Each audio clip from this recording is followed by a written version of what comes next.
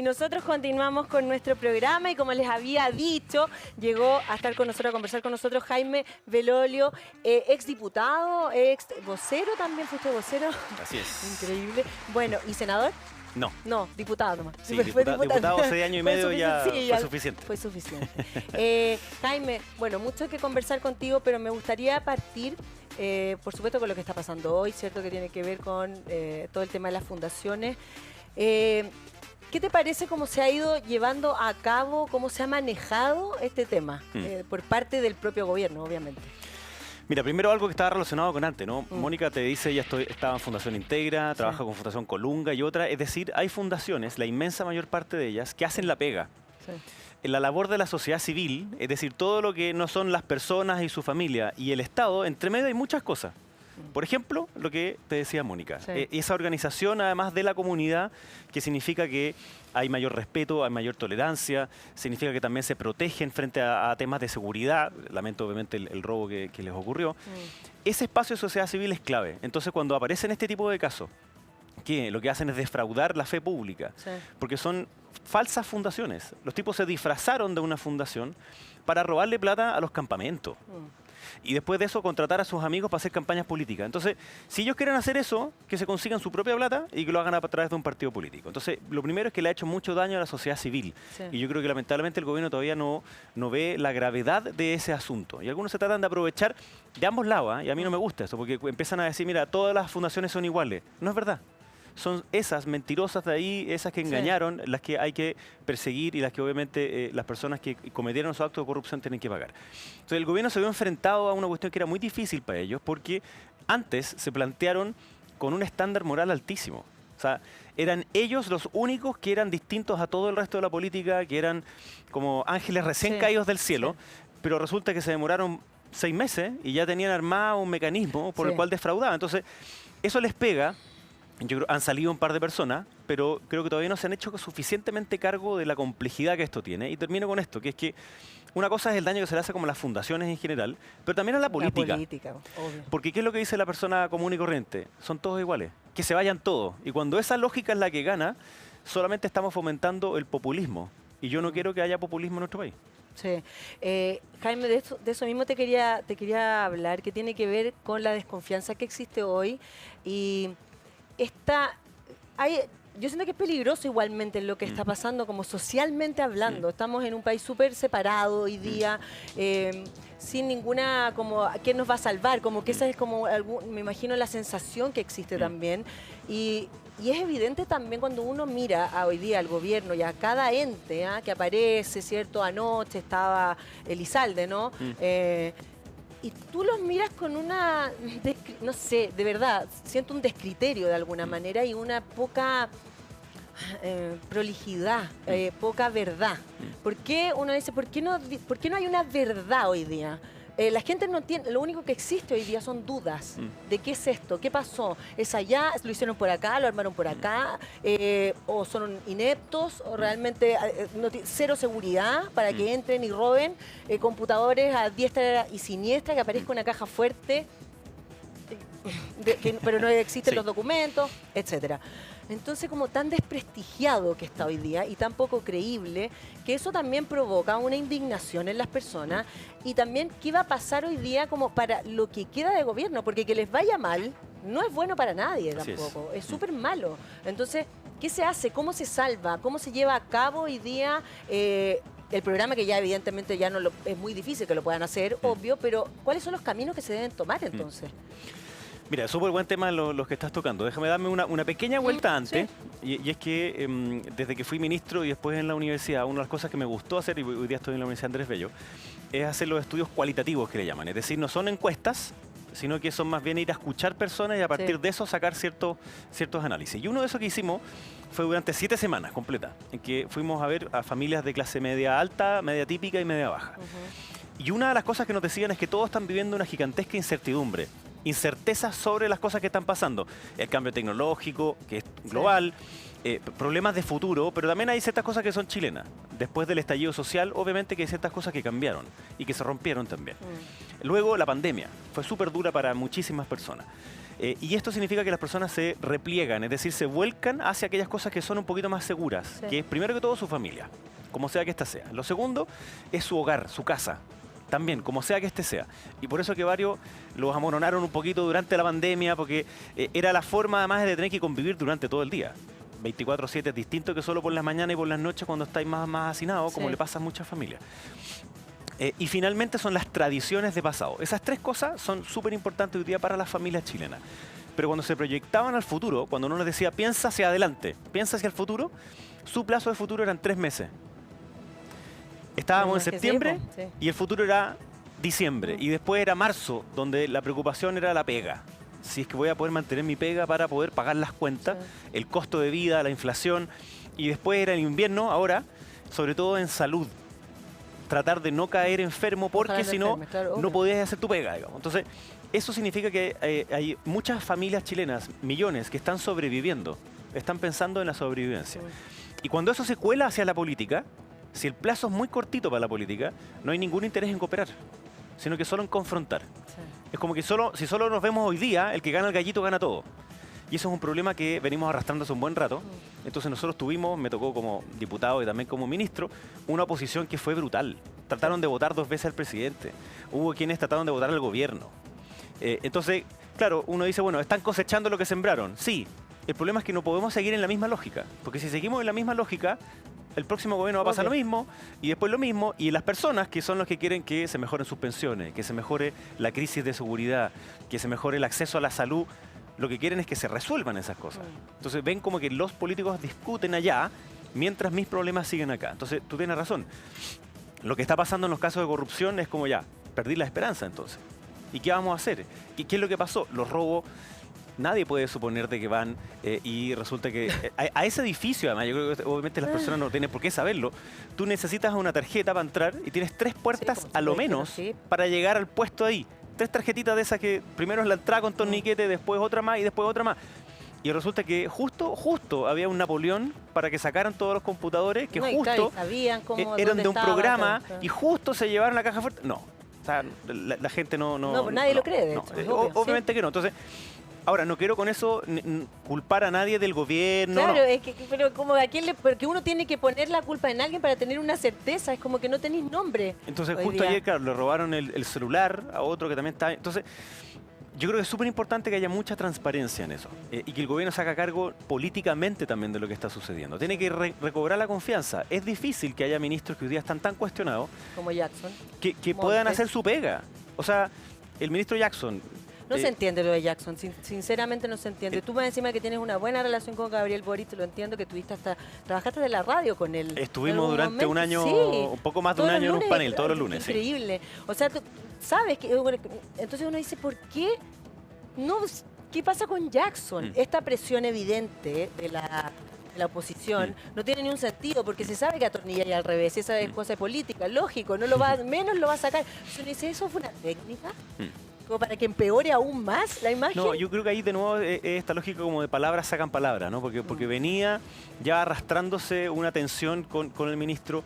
Luego cuando ocurre el robo de computadores, es el mismo ministro Jackson el que sale a decir de que esto era una señal política. Él empezó, claro. La vocera después dice que era una persecución política. Entonces, chuta, tenía un móvil político y obviamente ahí los parlamentarios de la UDI van y escriben una carta que yo creo que se pasó a un par de pueblos, digamos. Sí. Y cuando la oposición pide la renuncia de ciertos ministros o ministras, obviamente que lo único que hace como gobierno es no sacarlo. No sacarlo, lógico. Obvio. Lo que sí me pasa es que, de nuevo, el ministro Jackson tiene un ministerio importante, es desarrollo social. Acaba de salir los datos sobre la pobreza, en donde disminuye la pobreza, pero hay que tener cierto ojo porque el 63% de los ingresos de las familias que están, esto suena como mucho número, de las familias que están en el 20% más pobres, Sí. el 63%, Sí. o sea, más de la Más mitad, de la mitad. casi 2/3, son ingresos que le traspasa al Estado, no son ingresos propios. Obvio, sí. Y lo que uno quiere es que sean ingresos propios. Lógico, Y porque por eso tanto, significa empleo. empleo, Obvio. emprendimiento, trabajo de calidad para que estén además protegidos. Entonces, ese tipo de urgencias están completamente ajenas de la discusión. Imagínate en educación. Tenemos una cantidad de niños y niñas que hoy día no saben leer hasta quinto básico. Y el 80% no entiende lo que lee de la población. Y hay ciertos estudios que hizo, por ejemplo, la Universidad de los Andes, en donde niños de primero y segundo básico no sabían identificar las letras del abecedario.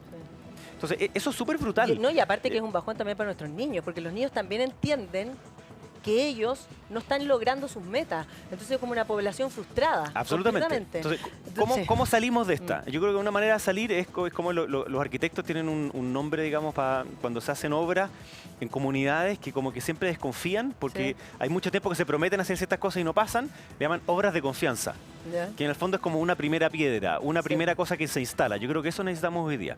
Ir de a poco haciendo ver que la política puede funcionar en solucionar algunos de nuestros problemas. Entonces, por ejemplo, en temas que son transversales, materias de seguridad, materias de educación como la recuperación de los tiempos perdidos antes por lo que hizo el Colegio de Profesores y otros tantos, pero recuperar la confianza en esa materia, disminuir las listas de espera en salud, preocuparnos de esas cosas que sabemos que son urgentes. El robo que acaba de sufrir, imagínate, un jardín infantil en un lugar vulnerable, o sea, la droga.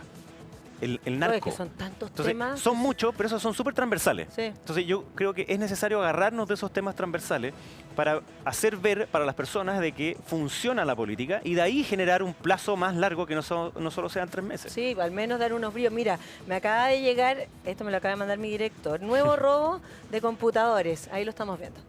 Sustraen equipos desde oficinas del MOP en Antofagasta. Los antisociales habrían escalado para ingresar a las dependencias para luego llevarse 6 equipos tecnológicos. En la mañana de este lunes, personal de Carabineros lleva adelante diligencias investigativas en la Dirección de Vialidad, entidad dependiente del Ministerio de Obras Públicas en Antofagasta, desde donde un grupo de delincuentes robó 6 computadoras.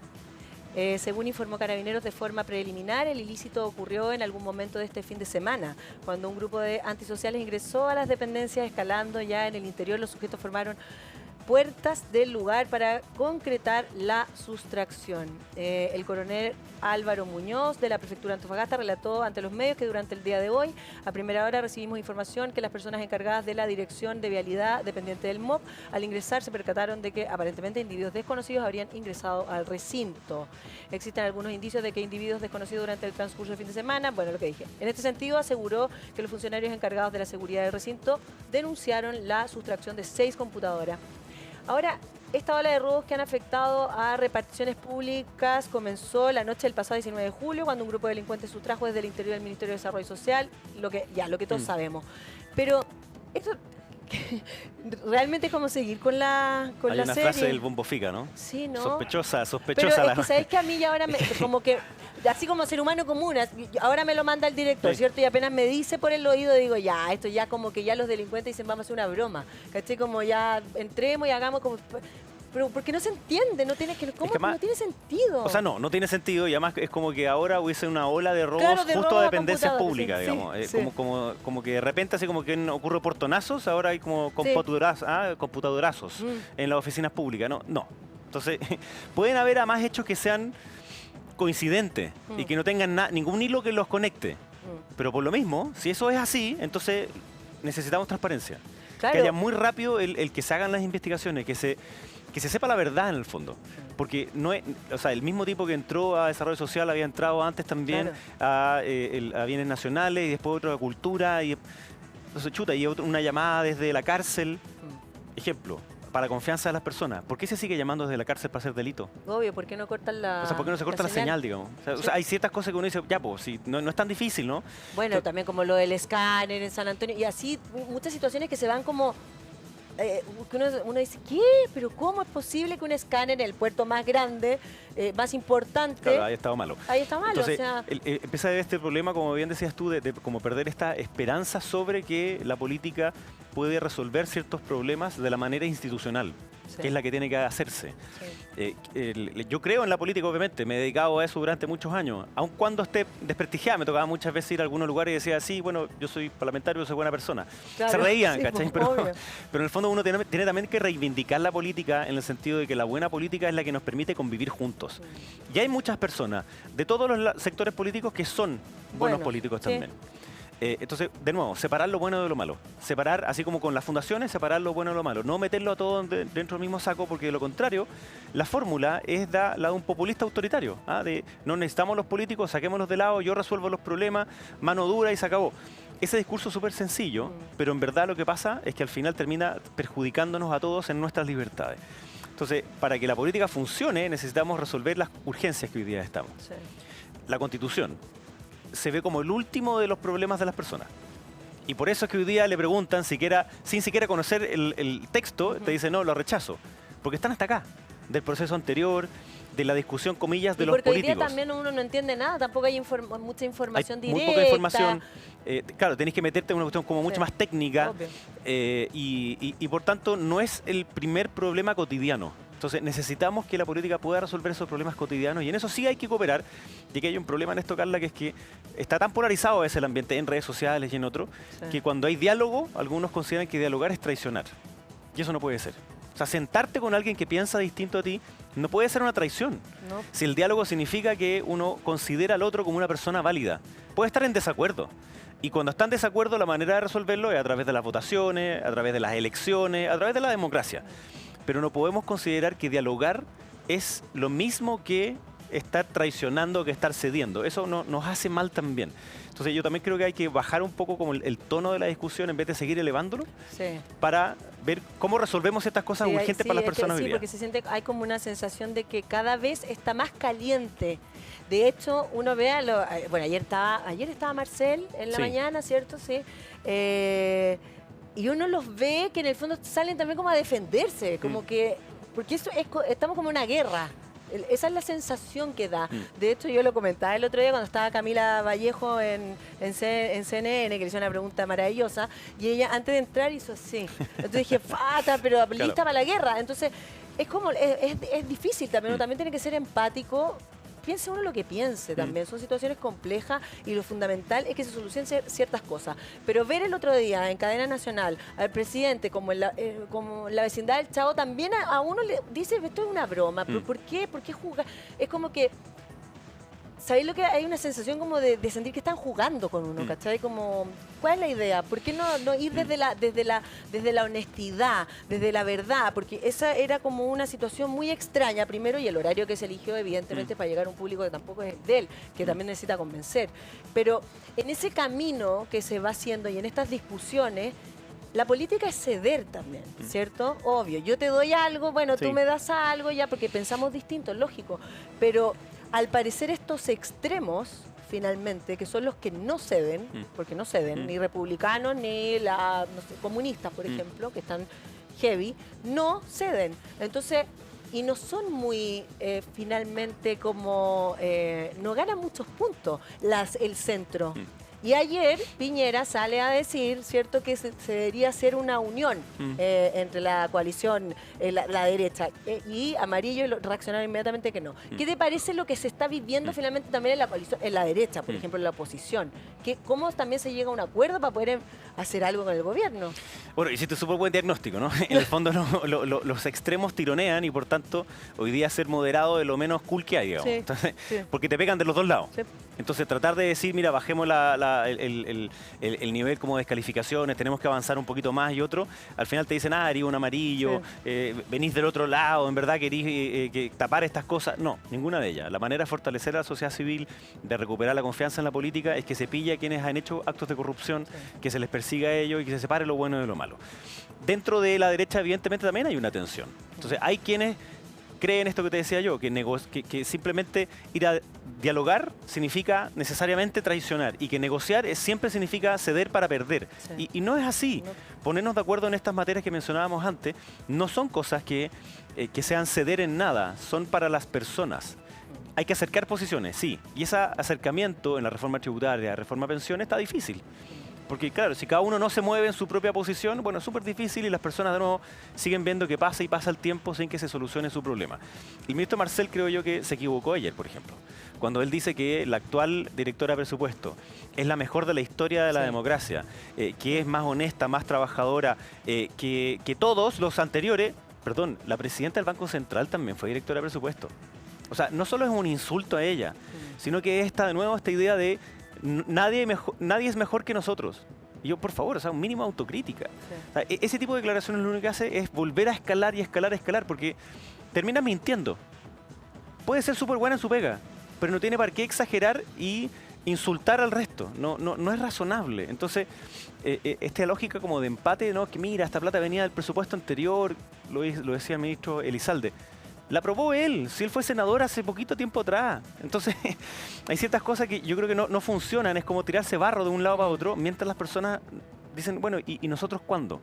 Entonces, de nuevo, si la política no se pone de acuerdo, y yo creo que la oposición, la centroderecha, lo que tiene que hacer es ser una buena oposición, exigir fiscalización, exigir transparencia, e ir a acordar aquellas cosas que son buenas para las personas. Entonces, hoy día, materias de seguridad, materias de educación, materias de salud, me parece que son las más importantes de todas maneras.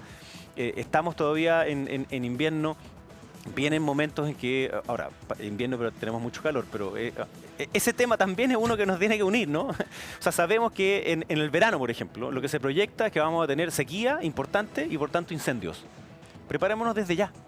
O sea, hay ciertas cosas que tienen que ver, de nuevo, con la política bien entendida, cómo convivimos juntos, y la manera de arreglarlo no es subiendo las declaraciones de nivel una y otra para que nos terminemos sacando la madre en la tele. No, sí, después también se han sabido que hay casas que tampoco se han construido dos, después de los incendios, hay tantas situaciones que finalmente van pasando y pasa la moda de los incendios y se acabó, y la gente sigue sufriendo, entonces como que las situaciones realmente importantes quedan ahí, pero hoy día hay mucho más visibilización por esto mismo, de que tenemos todo esto, entonces ya la información está por todos lados. Y la verdad es que es fundamental también. Vamos a seguir conversando contigo, Jaime, pero antes tengo que hacer una pequeña pausa. Bueno, seguimos conversando con Jaime. Jaime, te quería hacer una pregunta. ¿Qué crees tú? ¿Cambio de gabinete es importante hacerlo? Bueno, todos queremos, pero parece que hay como una resistencia. Mientras se lo exijan, menos lo va a hacer, me parece. Pero ¿qué crees tú que hay que hacer? Mira, lo que pasa dentro del gobierno cuando uno está ahí es que cuando la oposición te pide algo, tú no quieres torcer el brazo en el fondo. Porque si lo haces es como, te ganaron. Claro, te la ganaron, y entonces la duda es si es que acaso te ganaron esa, después te van a pedir otras cosas más. Entonces, claro, uno entiende que el gobierno diga, ya, no lo voy a hacer. Cuando el presidente, creo yo, también comete el error de decir con qué cara, chuta, uno habría que preguntarle, no sé, pues, ¿con qué cara tú? ¿Con qué cara el diputado Boric decía las cosas que decía, digamos? Entonces, cuidado, porque la memoria selectiva no funciona. Entonces, el problema práctico es si es que acaso, por ejemplo, el ministro Jackson puede hacer su tarea como desarrollo social. Si es que el ministro Montes puede hacer su tarea como ministro de vivienda. Dado los casos, más allá de si están involucrados o no, eso es algo que tienen que meterse. Entonces, más allá de los casos, lo que ocurre es cuando llegan a cualquier cosa, cualquier pauta de prensa que tengan, van a tener que contestar sobre esto, siempre. Sí. Y este caso va a durar mucho rato más, porque recién estamos conociendo uno, después aparece otro más, después otro robo más. Sí, pues otro robo ahora. Anoche está el fiscal nacional también, en el Canal 13, y que decía lo mismo que conversábamos nosotros acá, ¿no? Es como esto de como una ola de robos de computadores a funcionarios públicos, como que no calza, ¿no? Es como una cuestión rara. Entonces, yo creo que sí es necesario para el gobierno, para bajar el ánimo, que está muy tenso, necesita hacer un cambio de gabinete. Y se hace un cambio de gabinete y no saca a Giorgio Jackson, por ejemplo, es imposible. O sea, yo creo que es necesario que haga eso. A mí me sorprende en todo caso que no sea el propio ministro el que haya renunciado hace mucho rato. Sí, yo creo que a todos nos pasa lo mismo, sí. Y esta lógica de sentir, como dijo él en una entrevista la semana pasada, que él en el fondo está protegiendo como el proyecto político del Frente Amplio, yo creo que no calza, porque uno es una parte, pero no es el todo. Entonces, suponer que uno es el todo simplemente no cuadra. O sea, ahí yo creo que ellos debiesen tener como esa generosidad, más allá de que puedan sentir de que hoy día es injusto, porque bueno, lo que ocurrió son casos de corrupción graves, que tienen que ser investigados, que tienen que ser sancionados, y yo veo que no hay mucho interés del gobierno en querer profundizar la solución de eso. Por ejemplo, esto que te mencionaba el ministro Marcel y otro, es obvio que desde el fin de semana salieron con una agenda súper preparada a tratar de empatar. Y el empate es tan burdo que dice, no, es que esto venía, se aprobó el presupuesto que permitía hacer las transferencias. Sí, claro, si cuando se sale el río en el Cachapoal, lo que uno quiere es que las máquinas vayan y saquen el barro el día siguiente, no un mes después. Bueno, era para eso. Pero eso no significa que hayan tipos que, sin tener ninguna experiencia, habiendo creado una fundación 3 días antes, vayan a hacer cosas que no saben hacer, porque en verdad lo que era una fuente de empleo para amigos y hacer campañas políticas. Entonces, eso es súper grave. La entrevista que le hicieron al Andrade. Sí. Bueno, de nuevo, y él lloriqueando, dice que estaba más pauteado que nadie, pero un lloriqueo espantoso. Y le echa la culpa a Vivienda, dice, me lo pidieron ellos. Y después dice que, bueno, en verdad su ex partido era más bien marketing. Chuta. Bueno, ahí no sabemos bien lo que está pasando, pero yo creo que es necesario por honestidad, digamos, que se transparente absolutamente todo. Y más tarde que temprano, yo creo que el ministro Jackson va a tener que salir igual. No, y por otro lado, ¿sabes qué? como que los políticos que uno respetaba o respeta, como, no sé, Marcel, el ministro de Justicia Cordero, hay varios, que no sé si varios, ya bueno, ya o tres, que como que de verdad los ves haciendo una pega que no... Cordero ahora es abogado del gobierno, claro. ¿cachai? Entonces tú dices, pero ¿por qué? Si ellos son brillantes, supuestamente. Esa es la idea que uno tenía de verdad. Y están haciendo una pega que siento que no corresponde y que por otro lado los mancha también. Porque finalmente lo que sigue pasando es que se mancha toda la política. Hasta el fiscal nacional saliendo hablando cosas que también, ¿por qué tiene que seguir? ¿Me entendés? Como que todo se centra en esto y las pensiones, nada. Bueno, el pacto fiscal, ni hablar. Hoy día ustedes hacen tu programa, que obviamente quiero contar el Libero, que es fantástico, lo hace con Pepe Out, ¿cierto? Y hoy día está en vivo y van a hablar del pacto fiscal, me imagino. Sin duda, el programa se llama Política para Adultos. Sí, Política para Adultos, sin censura, exactamente. sin censura. Sí, sí. Y claro, un pacto fiscal implica que hay un acuerdo. Sí. Y como es fiscal, significa que tiene que haber un aporte del gobierno, del Estado, y una parte de los privados. Pero aquí lo que uno ve es que el pacto fiscal primero no fue dialogado. O sea, ellos dicen, no, hicimos varias mesas donde invitamos gente. Yo le pregunté a varios de los que fueron. Y se trataba más bien de una exposición del Ministerio de Hacienda de, oye, estamos pensando en hacer esto. Ya. Y algunos levantaban la mano así como, y listo, eso era todo. Eso no es un diálogo. Eso No. es una exposición. Y después dice que es un pacto, pero en verdad el gobierno no pone nada. O sea, ¿cómo vas a asegurar que vas a gastar bien los recursos públicos? A la vista del caso de las falsas fundaciones, a la vista además de otros casos que sabemos que las casas que no se han terminado, y etcétera. O sea, ¿cómo te haces cargo de que el Estado, si va a tener más plata a través de los impuestos, lo gaste bien? La gente también se enoja en eso. O sea, ¿dónde van esos altos impuestos? Claro, y aparte ese jaque que hace Marcel, como si no se aprueba, no hacemos nada. Es como que los tiene todo el rato como medio amenazados. Ese es un chantaje que es bien inaceptable y además en términos políticos no funciona. Porque no se conocen historias en el mundo donde hayan ciudadanos que hayan salido a marchar para que suban los impuestos. No. Hasta ahora yo no he visto ninguno. No. O sea, lo que hay más bien es cuando han salido a marchar para que no subieran los impuestos. Pasó en Colombia hace poquito, ha pasado en varias partes del mundo. Y acá lo que supone el gobierno es que si ponen una esquina a la oposición, la gente va a estar de acuerdo con ellos para presionar a la oposición a que vote a favor de su reforma. Pero yo tengo una mala noticia ahí al ministro. En la reforma a pensiones, lo que quieren las personas es justo lo contrario de lo que quiere el gobierno. Exactamente. O sea, quieren que sus 6 puntos de que cotización sea para ellos, vayan a para sus nosotros, cuentas, obvio. para aumentar sus ahorros.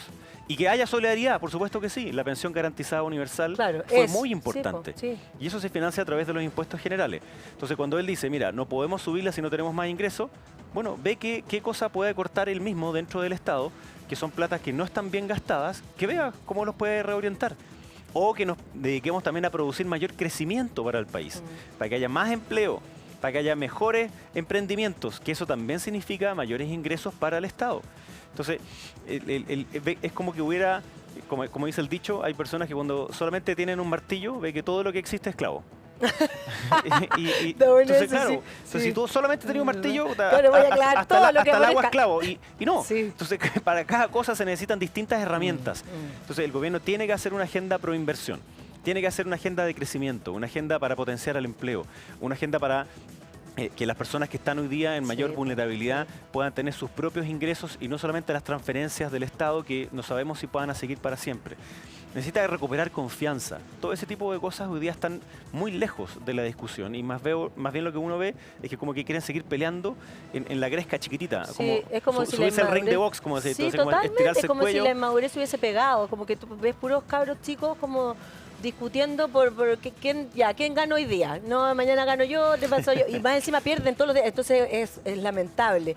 Y también por otro lado ver que por ejemplo, Gabriel Boric, nuestro presidente, dice, bueno, y vamos a cortar las listas de espera. Él promete y promete, como dice el dicho, no, pero promete y promete, ¿pero con qué? Uno dice, ya sí, ok, sería maravilloso, lógico.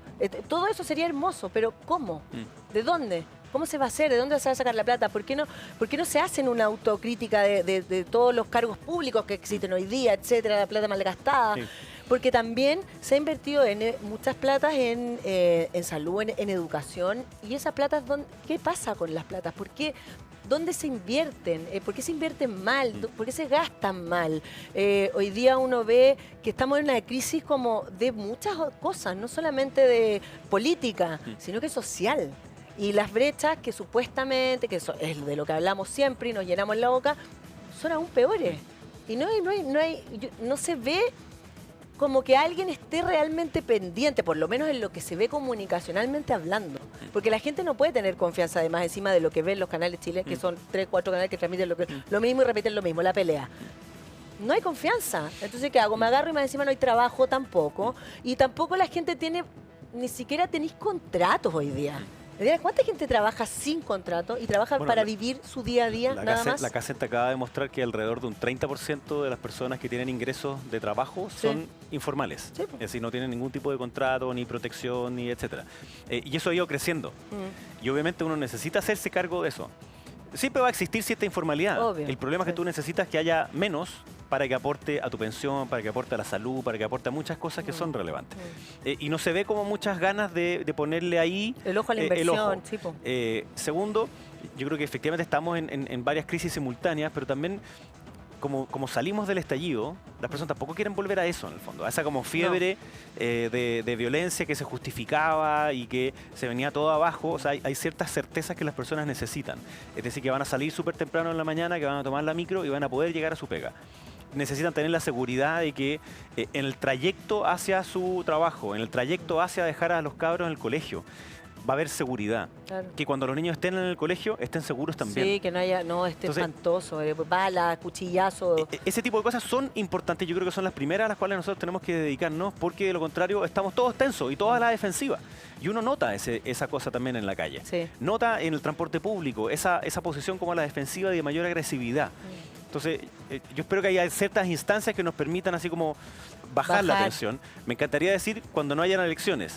El problema es que hay elecciones en diciembre y después el otro año 2 veces más, y entonces vamos a estar en un ciclo electoral permanente que solo hace que la política esté más todavía fija en el corto plazo. Hay cosas que sabemos que a los chilenos nos gustan y nos relajan un poquito. El 18 de septiembre. Sí. Después los Panamericanos, que van a ser... sí, el 18 menos mal, y antes, bueno, hasta el 11 también. Pero exactamente, o sea, yo creo que el 18, este 18 va a ser una manera también de bajar la tensión producto de los días que nos vamos acercando al golpe del Estado, a la conmemoración del golpe de Estado. Sí. Porque eso también es una cuestión que uno podría tomar cosas que nos unen. En el fondo, por ejemplo, el que nunca se pueden justificar las violaciones de los derechos humanos, que la democracia es la manera para resolver nuestros problemas siempre, que no se puede justificar la violencia nunca como método de hacer política. Sí. Esas cosas que deberían ser como básicas, parece que como uno le gusta como peleárselas nomás. Pero ¿no te parece a ti, Jaime, igual haciendo como... que eso está claro igualmente, aunque no se diga per se, que es algo que sí se debiese decir quizá, no a presión? Hagamos, firmemos todo, que fue muy raro porque sentíamos que el presidente iba en el avión y dijo ya, ¡ay, se mandó una! Como que se manda varias, la chapita, etc. Se manda cosas así solo. O sea, uno tiene esa sensación, no sé si se las manda solo realmente, pero hay esa sensación. Entonces como que también, y lo hemos hablado acá en el programa, conmemorar los 50 años ya es abrir la herida, si es lógico. Entonces... también hay yo siento que es imposible, obligar al perdón no existe, no partamos de la base. Eso es absolutamente cierto, y yo creo que tienes razón en que la mayor parte de las personas creen esto que acabamos de decir, ¿no? No se justifican violaciones de derechos humanos, la democracia es la manera, la violencia no puede ser legítima. Lo que sí es que han ocurrido a veces episodios en donde se baja como la línea de exigencia, por ejemplo, sobre la violencia. O sea, el 2019 hubo una justificación de la violencia. No por toda la población, por supuesto que no. Pero ahí los actores políticos son relevantes porque marcan cierta... bueno, son los que van a ir a la tele y van a estar discutiendo. Y a mí una cosa que me pasaba cuando era diputado y había como mucho conflicto, y después también cuando ministro, es que habían algunas personas que habían votado por mí de San Bernardo, así que aprovecho de mandarles cariño, y me decían, Jaimito, porque me decían Jaimito, Jaimito, lo vi en la tele. Yo le preguntaba, ¿sí? ¿Y en qué cosa? No, es que lo vi nomás. Claro, sí, pues, porque estaba con el volumen apagado. La televisión muchas veces es una compañía. Sí, la tiene de fondo. Y entonces está de fondo y a veces se escucha algo, pero está de fondo mientras están haciendo muchas otras cosas al mismo tiempo. Sí, entonces, cuando pasa la política, lo que ocurre muchas veces es que las personas cambian de canal. Y lo cambian porque están chatos de la pelea, están chatos de esta discusión, así como que como si fueran los monitos animados, como que sale así como zapatos y sale tengo la humo y otro. sensación que ahora está pasando otra cosa, como que es atractivo verlos pelear. Bueno, sube el rating cuando hay disputa, ¿no? Claro, Está estamos esperando que se roben otro computador. Y el problema es que eso alimenta, de nuevo, alimenta el que sea la frase más corta para ir a pegarle al otro y el otro le responde y el otro le responde. Y eso también agota. Sí. Entonces yo creo que necesitamos también bajar la tensión en aquellas cosas que estamos de acuerdo. Y en las que no, bueno, vamos a seguir discutiéndolas. Si no estoy diciendo con esto como una cosa como buenista, si tomémonos de la mano y estamos todos en Cumbayá. No. Es que en aquellas cosas que tenemos las diferencias, discutámoslas, dialoguémoslas con respeto. Yo creo que lamentablemente mucha parte del debate público ha relajado también ese respeto. Entonces ya empieza a ser muy agresivo y eso es una señal también de que cuando uno debate no tiene por qué ser sacarse la mugre. Debatir es dar argumentos de uno y otro y respetarnos. Entonces yo creo que ahí necesitamos también bajar esa misma tensión y el gobierno podría partir obviamente por ellos mismos. Hacer el cambio de gabinete yo creo que sí significaría como una válvula de escape, como una esa olla de presión. Es como, claro, un poco el globo, desinflarlo un poquito. Exacto. Sí. La olla de presión, a mí me encanta cocinar. Entonces cuando uno sabe, cuando ya se cumplió el tiempo, uno tiene que agarrar la olla, la mete al agua fría primero. Qué susto, sí. Baja primero, entonces se condensa y después le saca el pitutito. Claro, un proceso también. Ese proceso, primero tiene que echar el agua fría y después tiene que sacar el pitutito. Ninguna de esas dos cosas la echa. Entonces yo creo que es importante también que el gobierno tome en su mano, en vez de querer seguir escalando el conflicto, es más bien hacerse cargo políticamente de lo que está ocurriendo. Hay antídotos, los conoce, otra cosa es que no quiera hacerlo, y enfrentar lo que venga ahora por ellos mismos, por el país, en mayor unidad y no en mayor conflicto. Ahora, ¿te parece que finalmente como todo lo que ha ido pasando de no ceder, de estar así rígido en su posición, incluso hasta el presidente que muchas veces, que ojo, ha hecho algunas veces, dicho, pucha, nos equivocamos, lo ha dicho y después dice otra cosa, pero lo ha dicho. ¿Tiene que ver con la ideología y la inmadurez también? Bueno, yo creo que cuando entró el gobierno tenía una cuestión bien ideológica, que era que suponían que solo por el hecho de estar las cosas iban a pasar. Entonces esta idea como que el discurso cambia la realidad a tal punto de que bastaba con dar discursos para que las cosas ocurrieran. Y no, hay que gestionarlas. Entonces ellos minimizaron la dificultad de gestionar en el aparato público. Pasaron de ser una oposición tremendamente cruel, tremendamente exagerada y extrema, a tener que gobernar sin estar preparados para eso. Entonces al principio nominaron personas que no tenían los conocimientos, no tenían las aptitudes, ni tenían la capacidad de gestionar al Estado. Mira en salud. Pusieron una persona que teóricamente era la que daba clases sobre lo que había que hacer en comunicación de riesgo, que era el doctor Cuadrado, comunicación de riesgo, que las vacunas, que no sé qué, y el tipo entra y baja el nivel de vacunación con récord mundial.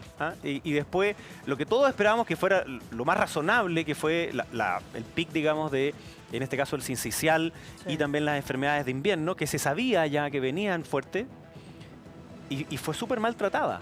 Fue mal gestionada. Entonces, hay ciertas cosas en que las personas dicen, bueno, están improvisando. Y ya no se puede improvisar. Y los cargos que hoy día son los más relevantes para la gestión están a cargo de personas de los famosos 30 años. Es decir, a personas que tenían conocimiento del público.